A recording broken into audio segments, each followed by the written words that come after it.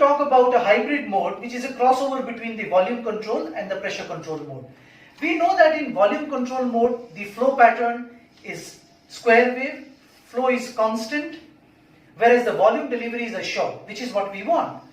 But in pressure control mode, the flow pattern is decelerating, which is close to what we naturally do.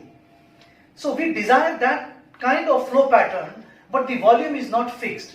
What if we get a mode in which we get a decelerating pattern of flow and an assured volume? So much good. How that works? Let us look at the flow graph. Here we have a constant flow which the ventilator has calculated. Let's say 500 ml to be given in 1 second of inspiratory time. What this mode does is that it makes the flow variable, but it averages out so that the 500 ml can be delivered in 1 second. So we see that the flow pattern has changed. It has become like that of a pressure control mode, but still we get the desired amount of volume. So we have an assured volume of volume control, decelerating pattern of pressure control. How does that help? This helps when the patients make an effort to breathe. They are triggering, and if the effort is really good one. In such case, they generally require a higher flow during early inspiration, and this can be given by a pressure control mode only. Otherwise, there will be flow dyssynchrony if we continue to keep them on volume control mode.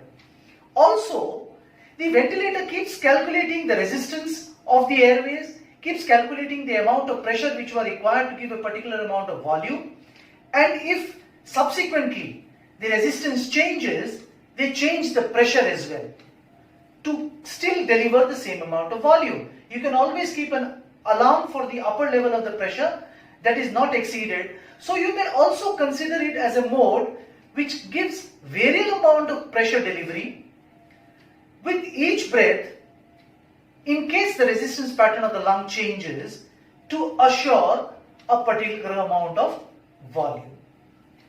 Here we show you the conventional volume control mode. You can see the pressure which rises up gradually, reaches a peak, and you can see the flow pattern which is square wave. And the ventilator is delivering 500 ml of tidal volume with a respiratory rate of 15. We go to the modes and we change it to a PRVC mode, and let us see what happens with the same requirement of 500 ml tidal volume, a respiratory rate of 15, same breath characteristics. And keep a look on the waveform. This is a square wave, and new we get a decelerating pattern. And if you look at the pressure waveform, it becomes a constant pressure, like that of a pressure control mode. This is also like that of a pressure control mode, but we are getting a assured volume which you can see is 500. Let us see in the test lung, if we increase the resistance, you can see the pressures produced here is 21 to 22. I increase the resistance to see what happens. Now you keep an eye on the peak pressures. It is 20 here. But the test lung has been compressed more, and you see the peak pressure start rising.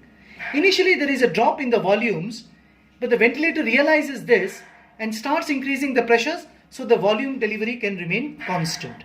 This is how a PRVC mode works.